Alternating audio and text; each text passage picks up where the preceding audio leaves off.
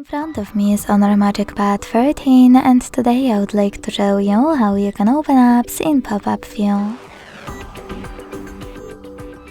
Begin by selecting an app to use in this view and launching it in the background.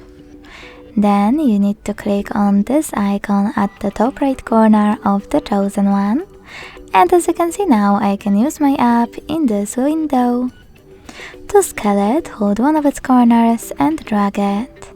To move it around, hold this line and drag it as well.